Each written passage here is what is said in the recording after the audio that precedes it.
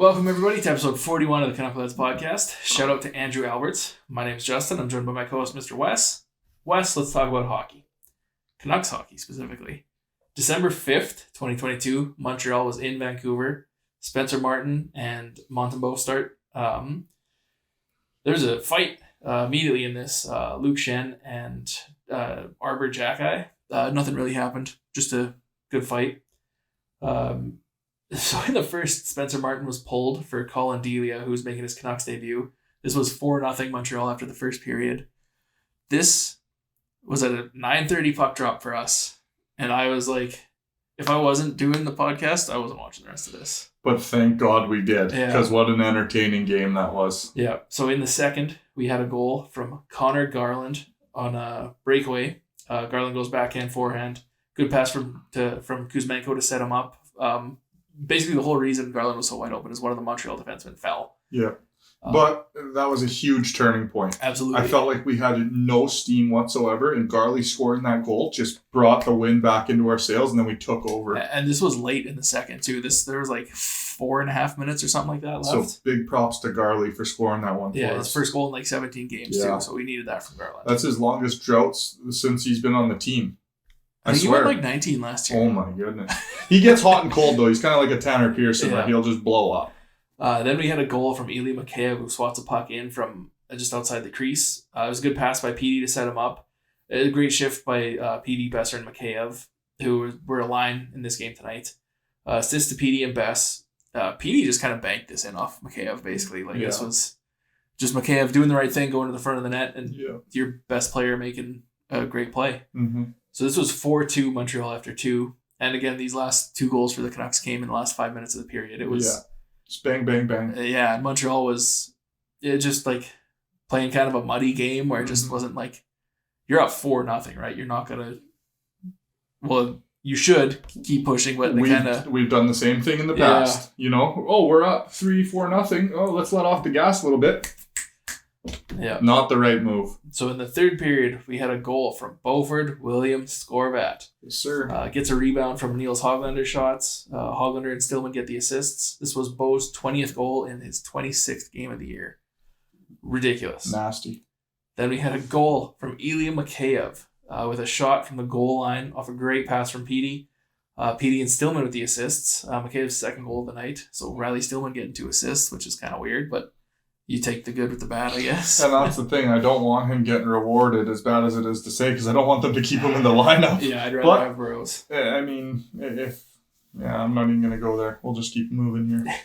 So the Canucks tie this one up at 4, which is pretty insane. Then we had a goal from Jack Studnicka, who takes the puck around the net, beats Montembeault after he was scrambling. Studnicka blocks a Montembeault pass attempt to get the puck on this one, then scores. The Canucks with 5 unanswered goals to take their first lead of the game. Which is ridiculous. Yeah. You never see like that huge of shifts in hockey. Yeah. Then the Montreal Canadiens come storming back, score 2 goals of their own. Yep. So they were up 6-5. To regain the lead. Yeah, in the third. And then we go to a power play. Andrei Kuzmenko with the Andrei Kuzmenko goal. Yeah. Actually, he tipped this one in off a JT Miller shot. Assist to Miller and Hughes. Bo wins the face-off in their zone, ties the game at 6 with just over a minute to go. This is JT Miller's 300th career assist, so congrats to JT Miller on that. Just an absolutely wild game. This goes to overtime, tied at 6. And then in overtime, Elias, the alien Pettersson, scores 13 seconds in. This was kind of a controversial play. For Montreal fans. Yeah, if you watch the replay, the guy's already going down. Yeah. PD just kind of gives him a tap in the pants. It's nothing aggressive. It wasn't low. If it was lower, I would have been like, I see their point, but it was high. Yeah, the dude's already fallen down. Mike Matheson, who chokeslammed PD in his rookie year, so a little bit of sweet revenge there. Exactly. But PD tucks it in. Canucks win 7-6 in overtime. Which is ridiculous. Yeah, this was the 3rd time in franchise history that the Canucks have won when trailing by 4 or more goals. Which I couldn't go to bed after this. The roller coaster of emotions we experienced during this game. Yeah, this was a Canucks season in a game right here. Like the extreme highs to crippling lows to like glory again at the end of the game. And it was because it was P that did it. I was just so much more pumped. Yeah. This was Colin Delia's first win as a Canuck, so congratulations to him too. Predictions, I said the Canucks were going to win 4-3. Wes said the Canucks were going to win 3-2. And how could you predict that? So combined, we didn't even get like higher than the actual goals in this game. This was a wild one. Yeah. Like, fun to watch, but also, like, to be down 4-0 after the first, you're just like, well, this is over. I have a buddy who's a Habs fan who texted me, like, he's in Saskatchewan too, so it's like same thing, starts at 9:30, like, I got my money out of this one, I'm going to bed. At the end of the game, I just texted him a smiley face. I woke up to a, well, shit, text from him back. So, that's easily the wildest game of the year. Probably will be the wildest game of the year. I think in the whole league, I don't think you're going to see more of an up and down game than that. Yeah, absolutely crazy. Bruce Boudreau, he's coached, 600 and something games, and he said that's one of the craziest games he's ever seen. Yeah. So. Next, December 7th, 2022, the Canucks were in San Jose. Spencer Martin and Kakkonen get the starts. Reverse retro jersey night. Newest edition. I'm jealous. Little snug, but we'll work our way into it. In this game, we had a goal from Dakota Joshua, who swats in a rebound on the backhand. OEL with a backhand shot from the bottom of the face-off circle. And then Joshua bangs in the rebound. Assist to OEL and Bear. And Joshua getting back in the lineup for this one and making a big impact too. Like, huge. Sat out that game. That he wasn't feeling well. Yeah, the Hockey Fights Cancer night, the Brock Besser one that we all know. Famous. And comes back and scores a big goal. Then has a fight. It's Joshua and Shimmick. Did I say Joshua? Joshua and Dakota Shimmick. Joshua combined. Joshua loses his helmet and the linesman break this one up, and you can see he's mad about it. He's like, don't stop it. He wanted to punch this guy in the head so bad. To go. Yeah. And then we had a power play goal from the man, the myth, the legend, Dakota Joshua. Yep. Taps in a rebound off an OEL shot from the points. Garland rips one off the post, and Joshua gets the rebound. And that's 2 goals and a fight in a period for Dakota Joshua. Huge period. And I think he only had 2 minutes and 5 seconds of ice time or something like that. Which, how much bigger of an impact can you have with that kind of ice time? Yeah, so this was 2-1 Vancouver after 1. In the second, we had a goal from Niels Hoglander. Beats the goalie low glove from the face-off dot. It was a good play by Bo to poke the puck over to Hogs, and only assist goes to Bo on that one. Then Dakota Joshua has a hat-trick goal overturned due to goaltender interference. This one I can kind of see it. He hit him, but we need to get a more established definition of goaltender interference because it's basically 50-50. Yeah. It's so one way or the other. There's no direct line at when it's called. It's just it's a cloudy area. Yeah, it's basically due to whoever the goal judge's discretion. Yeah. Unfortunate there because it would have been great to see this guy get a hat trick. He had a hell of a game and he's been great all year. He's been awesome. Then we had a goal from Ilya Mikheyev on the breakaway, goes 5-hole. Myers with a lob pass that goes past 3 Sharks and kind of Mikheyev picks it up and scores. Yeah. 4-3 Vancouver after 2. In the third, the Sharks swap goalies to start the period. We had a power play goal from Andrei Kuzmenko with a tap in off a shot pass from Petey, assist to Petey and Horvat. This was 5-5 after 3. What a pass from Petey. It was a great pass. Holy man, those slap passes, he has them just dialed. Yeah. It's disgusting. So again, we go into overtime for back-to-back games here. And then in overtime, Elias the Alien Pettersson strikes again. Second one in a row. With a snipe high blocker on a 2-on-1 with Kuzmenko. Assist to Kuzmenko and Hughes after 2.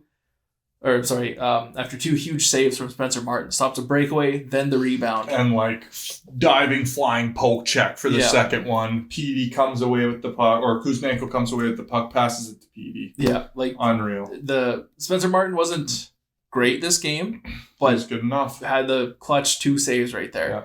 And I think the Canucks scored with just over a minute left in overtime. Yeah. They get back to 500 for the first time since game 1. Yeah. They win 6-5 in overtime. Predictions, I said they were going to win 3-2. Wes said they were going to win 4-2. So again, another wild game in Vancouver. Mm-hmm. Stats after these games here I believe Spencer Martin in his last 3 games got pulled in the first period of Montreal, had given up 12 goals and was 2-0-0. Yeah. Just insane. Yeah. It's such a scoring league now that it's just, you can have a bad week like that, but still. There's so many guys who can score. Just look at our team alone. Yeah. We have 10 guys who can put the puck in the back of the net. Yeah, I'm not sure about JT Miller anymore, but at the time it was like Kuzmenko, Miller, Bo, and Petey are all on pace for like 40 goals. Yeah, which is crazy. Yeah, absolutely insane. So yeah, good first couple games there. And it's nice to see Petey score the big goals too, right? There was a lot of controversy on this one that JT Miller didn't have a shift in overtime, but didn't have a great game. There was, in my eyes, it was completely warranted. Yep. JT, he's been doing those stupid drop passes on the power play again. They've never worked, so I don't know why he went back to them. He got away from them and was having more success, goes back to them, and look what happens. Yeah, it's just too cute. Yeah, I don't get it, man. He's been doing this way too long to go back to something that doesn't work. It just doesn't make any sense. Yeah, and so for Petey's career too, I just want to talk about the overtime game winners. Mm-hmm. Before the Montreal game, he had 2 career overtime game winners. Yep. He's got 2 on the season, so just doubled it. So it just proves you give this guy time and space. Yeah, you're done. He's our best player. Yeah, and like by far. To me, it's starting to feel like he's really starting to become the face of the franchise. I know we've always kind of felt that way because it's so clear that he is that guy and is going to be that guy. But now it's turning into that. Yeah, and especially if Bo leaves. Yeah. We know where that C's going, baby. Right onto Petey's jersey. It might take a season. Right on Oliver Ekman-Larsson's jersey. Oh, my goodness. Take that A off him just like Les wants. Yeah, no, I just feel like Petey's so dominant, and he's our only guy right now that has a consistent 200-foot game. Yeah, He can play defense. He can play offense. He takes care of both ends well. The one game he had... Yeah. I feel like he's had one bad game this whole year. Exactly. And everyone else is kind of just... Yeah, very... Well, outside of Bo, too, who just scores 2 goals every other game. He's scoring great goals, but, I mean, look at the goals against that him and JT have been on the ice for, too. You know what I mean? More consistently than Petey. So, I just feel like Petey's our best player by far. Yeah, absolutely. Okay, on to the third and final game this week here. December 10th, Minnesota at Vancouver. Spencer Martin and Gustafsson get the start. Reverse retro jersey night again. Yep. Bo Horvat playing in his 600th career game. So congratulations, Bo. Yep. That's gone by quick. I remember his rookie season, like his first game, first goal against the Ducks. Like it's crazy how fast the 600 games goes. Yeah. Especially with him being 27 or 28 years old or whatever, right? Yeah. It's like 600 games. Yeah. Jesus, this guy's going to be at 1,000 for sure. Oh yeah. So this was 1-0 Wild after the first. The Canucks were outshot 14-4, and Spencer Martin was huge in this. He was really, really good in this game. He was the only reason we were even in the game for a while. Yeah. In the second, we had a scrap, Corey Stillman and Marcus Foligno. Yeah. He was responding to a hit. Stillman, high one. Yeah, Stillman kind of got Greenway up high. Greenway's the tall guy. I don't even see why there had to be a fight. Greenway does that every night. He did kind of like bend over a little bit too, so like it's a tough hit for Stillman, right? Like but Greenway's one of those guys, man. He comes out and plays that style of game every night. He does play physical. Yeah. Suck it up, boys. But yeah, good on Stillman for taking the fight and kind of taking responsibility. He didn't back down. That's a big boy, man. He's Foligno's no joke. Yeah. And kind of stood in there. I don't know if he fell or kind of got a little wobbly, but I think he just kind of went down. Yeah, it doesn't look like he got cracked in the helmet basically, and that was it. So then Hoglander and Connor Garland swapped lines to start the second too. So Garland moving up with Bo and JT. Yep. This was 2-0 mini after 2. In the third period, we had the first appearance of the Lotto line under Bruce Boudreau, which is awesome. Yeah.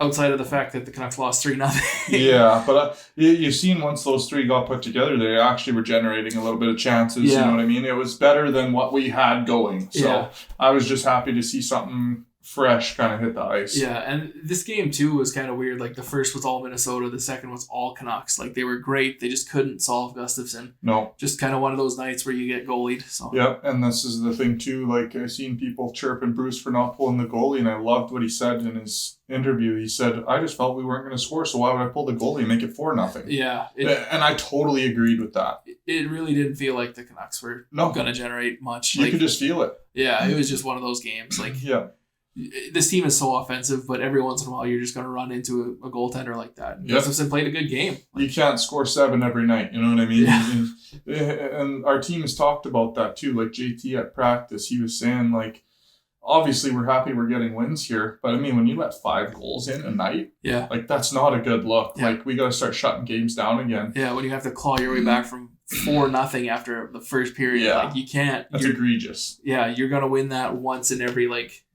200 games. Yeah, just insane. Yeah. But yeah, so the Canucks go 2-1 this week. After the Minnesota game, they're 1 game under 500. Yeah. So it would have been nice to get that win, but it would have been a huge win, especially where everyone's at in our division. Yeah. We need these next 2 games to be competitive, to stay up there, and it was just a dagger in the back to see some of the guys performing the way they did. JT Miller calling you out right now. JT Miller, it was so bad on that. This. Tape-to-tape pass on the power play to the Minnesota player to send him on a breakaway. I was so glad that he was the one that hustled back, because usually he's the one slacking off getting back. He knew he messed up, and he went after that puck. Even Quinn gave him the little push to try and get him there. Yeah. I was happy to see the hustle there, but that is just... Yeah. And dump the puck low. What are you forcing that pass for? It was not there. There's 2 Minnesota players in between you and that other player. I think it was Petey. It was Petey. Why are you forcing that? And we've seen it so much. I love that JT Miller is confident enough to do that, but it rarely works. If it doesn't go through, you're... just make a quick pass to Quinn, who can throw it over to Petey, right? Yep. Quinn was right there. Wide open. Yeah, and they were 2 feet away from each other, but still, that's better than throwing it on the tape of a Minnesota player. Like I was saying, even dump it low. Bo is standing right in front of the goal, and he could have just dove down, got that puck. Yeah, and Kuzmenko plays behind the net, right? Yep. It's just JT... I don't know what he thinks sometimes on the power only play. 2 people he passes to is Petey or fucking Quinn. That's it. He doesn't pass to anybody else. It's dude. I'm also very over the behind the back kind of drop passes to Quinn. Never again. I kind of want to see a Garland or a Besser there, a right-handed shot to give the one-timer option to Quinn, or to have Quinn get better passes instead of I think you give JT a few games off of the first line power play to kind of send a message. Those types of passes aren't acceptable anymore. Brock Besser, he's been great with the puck as of late. He'll do the little garly spins and get away from a guy to create space and make a nice pass. Yeah. And Bess isn't forcing anything. He's just making good hockey plays. And I think he's the guy for the job on the first line power play. And it goes back to what we've talked about before too, where Boudreau has to hold everybody responsible, right? Because JT Miller is one of your highest paid players doesn't mean he gets a free pass 24/7. And this is what I like what Boudreau said as well when the whole Brock situation happened with going to sit Brock. He said, I sat Teemu Solani. Yeah. If you think you're untouchable, you're not. And I like that out of a coach. Take JT off the first line power play, even if it's for 1 or 2 power plays. Doesn't even have to be for a full game. Yeah, just send a message. Send that message to him. Those passes aren't acceptable, bud. They're not. Because when JT Miller plays direct, he's so good. So freaking good. So good. And he's dynamite. It's just one of those things, every once in a while, it's he falls in this pattern where he just stops thinking. It's almost like a lazy play. Here you go. Yeah. There's no thought behind it. Yeah. It's just... And I get it, you're supposed to flow out there. You're not supposed to overthink things, but I think sometimes they come off as a little bit lazy. And I seen in his post-game interview, he was very dismissive of the media. Obviously, he's disappointed, and then he says, "Oh well, shit happens out there." That shit don't happen out there. No, don't do that again. That was take responsibility, and he kind of did. He said But I just didn't like that answer. No. Just say it how it is. I fucked up. I shouldn't have done that. I'll be better next time. Shit happens. Especially, it does seem like we get kind of the back and forth with Miller, right? Some nights he's like, I made a mistake here. And sometimes he's like, nah, whatever. It was like when he made the comment, oh, let them throw their shit on the ice. Yeah. It's comments like that, man, that just, they fire me up. Jerk you a little bit. Yeah. But yeah, and I was texting Wes this too. It's sometimes he just gets his blue lines confused, right? He's so careless with the puck at the offensive blue line sometimes, and then at the defensive blue line, it's he tries to take the puck back in and reset instead of moving it forward or making a straightforward move to break the puck out. It's frustrating for a guy who's so good when he makes mistakes like that. But that's the thing. I think because with the contract and everything this year, he really sticks out like a sore thumb. Yeah. And when he's not playing good, you see it. Yeah. Whereas before it was he's on a money contract. It is what it is kind of thing. You can deal with mistakes like that one. Now it's not accept. You know what I mean? Like, you got to hold yourself to a higher standard than that. And he obviously does. He knows how good of a player he is, and we know how good of a player he is. He just needs to start playing like it. Yeah. So we'll go over a little bit of news now here too. December 5th, 2022, the Canucks recalled defenseman Christian Wolanin from Abbotsford. December 6th, 2022, the Canucks reassigned Christian Wolanin to Abbotsford. They've been doing stuff like that a lot lately. Yeah, I'm not sure what the point. Maybe there was like some doubt that Stillman could go or something like that. Like, I'm not sure. Yeah. Then one thing we're going to address here is the Zdeno Chara allegations about the Canucks in 2011. He claims that the Canucks in Boston were practicing handing the cup to one another during the Stanley Cup Finals. Kevin Bieksa was on air on Hockey Night in Canada, said that this is one of the dumbest things they've ever covered because it's absolutely not true. A team led by the Sedins and Roberto Luongo would not touch the cup. Even act like they're touching the cup. 3 first ballot Hall of Famers would, like, character guys, would never allow a team to do something like that. Yeah. Nor am I claiming that any of the other Canucks on that roster would do something like that. This is such a stupid thing from Chara to say. I don't know what the point of it is. You won. You won the cup. Like, why are you being an idiot about it like that? Like, years after the fact. Yeah. And like Bieksa said on Hockey Night in Canada, like, this is just completely incorrect. There's media at every skate. Somebody would have saw this if it happened in 2011. Yeah. This didn't just come out of nowhere now. No. Like, yeah, Chara's like, oh, no one's mentioned my name in 3 months. Yeah, like Zdeno Chara, you're an absolute legend of the game. Yeah. And like, shouldn't be doing stuff like that. Yeah, like, with all due respect, you're a fucking idiot. Yeah. Shouldn't be doing stuff like that. It's just unnecessary. Like this, like, okay, I'm a Canucks fan, yes. I don't like any of the Bruins on that team, but that doesn't mean I don't respect like Patrice Bergeron or Zdeno Chara. Yeah. And for Chara to say something like this makes me lose a lot of respect for him. Yeah. That's just, it's ridiculous. He was the captain. Like, why? I don't understand it at all. Yeah. Like, it just makes zero sense. I'm glad Kevin Bieksa is in a position, Wes said this earlier, to talk about it on like primetime hockey and be like, this did not happen. And be heard.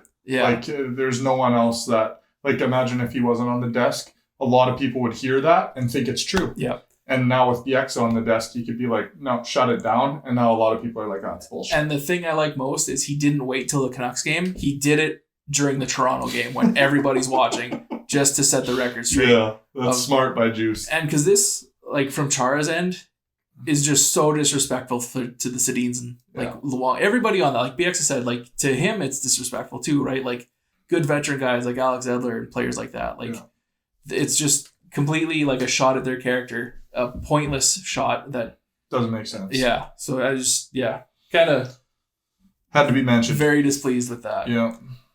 So we'll move on to kind of a lighter note here. There's an article on NHL.com that I found kind of interesting. I'm not sure if you saw this.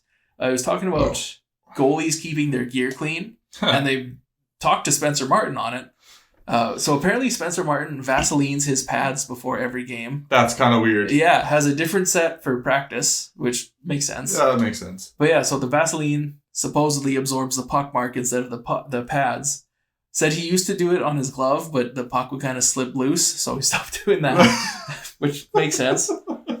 But yeah, that's ridiculous. Yeah, I just thought it was kind of unique, and I'm glad that they talked to Spencer on it. But yeah, no, that's actually really cool, and everyone has their own little gimmicks and stuff like that, and that's a funny one. And like, honestly, now that you know that, if you watch Spencer Martin, his pads are a little bit shiny. They're a little greasy. Yeah, they're a little, like, he's not globbing it up on there, because I'm sure that would just mess his whole game, but just a nice layer. But yeah, just a cool article I wanted to talk about there. That's funny. So we'll go over our score predictions for next week here now. Let me pull up the Canucks schedule here. I know it's kind of a light week this week. We're in Calgary on the 14th of December. Mm-hmm. Again, 9:00 puck drop. This is an interesting one because like the Flames are in a weird spot. And I think if we didn't have this 3-day break, we'd lose this game, no doubt about it. Coming out of this Minnesota game, I'm just no faith right now. But with this break, we're going to have a couple hard skates. I think the mentality will have time to shift a little bit and we'll come out flying. Yeah, it'll be a good little break. The Canucks have to live with that 3-0 loss for a little while, so obviously they're not going to be happy about that. And there's guys like Quinn that are banged up a little bit, so they need a good rest. Exactly. I'm sure like Luke Shen appreciates 3 days off. Yes, sir. A guy like OEL probably does. And like I'm kind of interested to see if Markstrom will start this one or if we get Dan Vladar. Like it's. I'd like I wish Demko was back because I love the Demko Markey. Yeah, they're always good showdowns. I love that, man. They always play to their potential when they face each other. Yeah, but yeah, this is a really interesting one. I don't know which way I'm leaning here. It's gonna be a close game, I think. What are you thinking, Wes? I'm thinking 4-3 Vancouver Canucks just because we have the break. I'd predict a loss if we didn't have the break. I'm thinking 3-2 Canucks. I think this is going to be a little bit more defensive. Yeah, I think the goalies are going to show up. Calgary's got a lot of firepower, but it doesn't seem like they're really clicking at full force yet. Yeah, yeah. And with Spencer Martin right now, like he's playing good, but there's quite a few goals going in each night. It's not his fault. Yeah. So yeah, it is what it is. And then next we have the Winnipeg Jets on the 17th. Again, another 9 o'clock puck drop. Jets in Vancouver. This will be a tough one because the Jets are really good. And we can't win at home. Yeah. And yeah, like I'm 5-3 Jets is what I'm thinking. Yeah, it's I think it might get dicey for us there, but I hate the Jets, so we're going with a W. We're going 4-2 Vancouver Canucks. All right. And those are the only 2 games we have this week, so short week from the Canucks. With that break. Little home and away, so hopefully the boys get rested up and kind of come out fresh and have a little bit of a mental reset after that Minnesota game. Yeah, JT. Is there anything else you want to go over here, Wes? I just feel like Spencer Martin's been unreal, and it's just the same same boat that Demko's been in. You know what I mean? Where we don't play good enough in front of him to start a game. Exactly. Yeah. It's like we always just sink that dagger into our goalie where it's like, all right, now you have to be lights out the rest of the game. If we could go into a game with the mentality that we're down by 3, this team would be dangerous. Instead, we actually have to get down by 3. We got to pay the guy that runs the scoreboard to put 3-0 at the start of the game, then maybe we'll come out right. And then shots are like 18-3. All right, so let's go over our Canucks of the week then, Wes. Yeah. For you, who's your Canuck of the week? There's only one answer for me. Spencer Martin, you're on the doorstep. You are, because you've been unreal, and especially in that Minnesota game, they left you out to dry. Yeah. Too many odd man rushes. It was embarrassing. Spencer Martin's right there, but it's Elias Pettersson once again. In his last 3 games, he's had 2 goals, 3 assists, 2 overtime game winners. Like, what else do you want from the guy? He's absolutely amazing. I am going with Elias Pettersson as well. We really are seeing an evolution of a hockey player here. Like a guy becoming a legit superstar. Becoming the man. Like, we hear a lot of Mitch Marner because he's on a massive point streak. Elias Pettersson has more points than Mitch Marner. Yep. You never hear anything about that. Nope. Because he's in the West Coast for Vancouver. But exactly. Like, this guy is a superstar. Absolute superstar. Yep. At both ends of the ice. I feel like it's because he had a little bit of a tough half of a season last year that not so many people are looking at him now. Yeah. Just wait. This guy, he's like the silent assassin. Yeah. He will come out there and just impress you night after night after night. Yeah. So yeah, that's another good episode down, I think, here. Interesting week in the land with the Canucks, like we always say. Winning games when you're down 4-0 after the first. Yep. Not scoring a goal against the Wild. Being outshot 14-4 in the first. Like, just a crazy week. Yeah, for whatever reason, the Wild just seem to have our number, man. Yeah. I dread every time I see the Wild on 100%, me too. And I don't know if it's because they play that heavy game that we're kind of intimidated. I don't know what it is, but I want to see our guys come out there. Like Stillman had that hit on Greenway. Like, we need more of that. Yeah. JT Miller said, this is an easy game for me to get up for. Where were you? Bull Horvat, he was silent all game. I want to see big hits, Bull. Yeah, and I want to see something. 600th game too, right? You figured he'd have some jump, hit the post, but I mean that was kind of it. Throw some big hits, get involved, man. Yeah. Punch someone out if you got to. You got those bricks for fists. I want to see you use them. You know what I mean? I didn't look up the stats, but I'm sure he won 17 faceoffs. Yeah, he always does, and we kind of take it for granted. 100% we do. And Petey, man, winning draws. Yeah, this guy has turned into a legitimate centerman. Yeah, last year I doubted it. I didn't know if it was going to happen full time because he was losing a lot of draws.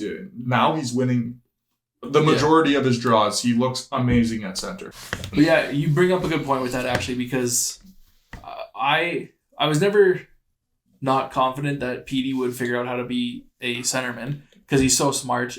For me, it was just a matter of him putting on some muscle and some size, being like heavy enough to win those draws. Because there's a lot of like Bo's like 206 pounds, right? Yeah. Petey's what, like 180 something? Yeah. So, it's just a learning game, and he's so smart that he would figure it out. But I agree with you. PD is a centerman from now till he's done. Yeah. Like he never leaves that position. Just so smart. And I think he's just going to get better and better at faceoffs, right? Like it is a learning thing, and right, you figure out other centermen too, and he's taking faceoffs on and off, so it's something he's still getting used to. Yep. I don't know what his faceoff percentage is. I believe he's above 50%. But I would love to see it now because the last probably 10 games, I've really noticed it. Yeah. Like winning a lot of draws against great guys. Nathan McKinnon's one of them. Yep. He's been winning draws at a rate that I'm really impressed with.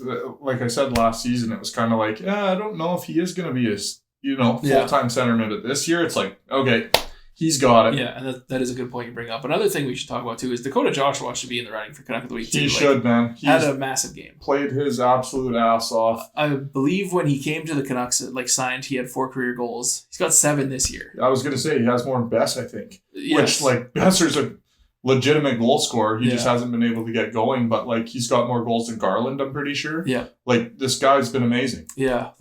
I think it's really Miller, PD, Bo, Mikheyev, and Kuzmenko that are outscoring Joshua. Yeah. And it's all the top guys. The one thing that we can definitely say about the management group, the new management group, is they can find cheap players that work. Neil Zaman, Dakota Joshua, Curtis Lazar, and just work instantly. Yeah, and I don't feel like they're ever a liability on the ice. Obviously, if they're up against the first line or something like that, but when they're going head to head against third, fourth lines, they're usually winning. They're in the offensive zone 80% of the time, and they're not just cement hand guys.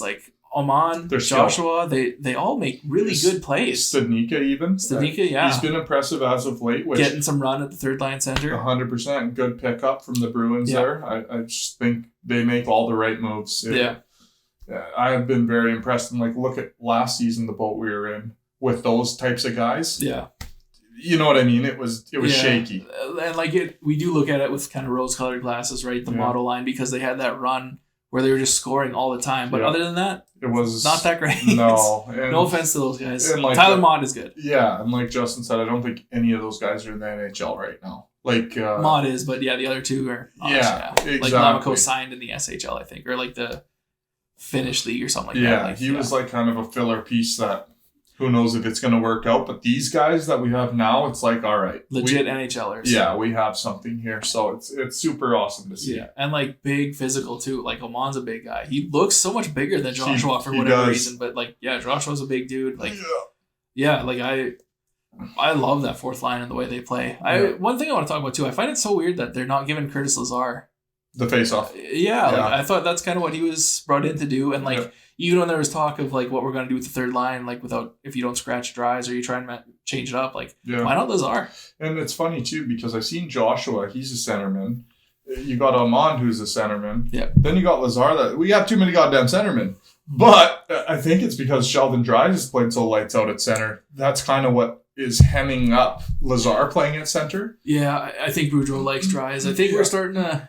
He might be getting phased out a little bit now. Hasn't played the last 2 games. It's been Studnicka's, which makes sense. Studnicka's a younger guy. Yeah. Dries, we kind of know what he is. I feel like you see it with Garland and Besser on Dries' line. They just don't score. Yeah. And I'm not putting all of that on Dries. I'm just saying that I think Studnicka maybe has a little bit more of an offensive edge to his game. Yeah, and more there, right? Dries is the player he is. And we like Dries too. He's a good plug-and-play guy for a couple games, right? Kind of wherever you need, he's fit in. Yeah. So that is just one thing that I've found a little bit interesting. So yeah, I feel like he's a great centerman. It just doesn't have the offensive edge that he needs to be able to play with Garland and Besser. Yeah, he's one of those guys that's you see the tweeners, right, who will get 20, 25 games a year, then play most in the AHL, but he's a little bit better than that, where I feel like he can keep his head above water in the show. He just, maybe not on this roster. Our roster's so deep right now, especially since we have so many centermen right now. But it is hard to crack it. But I think that'll pretty much do it for this week's episode. Yes, sir. If you like the show, please go ahead and subscribe. The Canuckleheads podcast on YouTube. You can You can find us on Apple and Spotify. Fumbling my words this episode. I was last episode, so another one in the bag.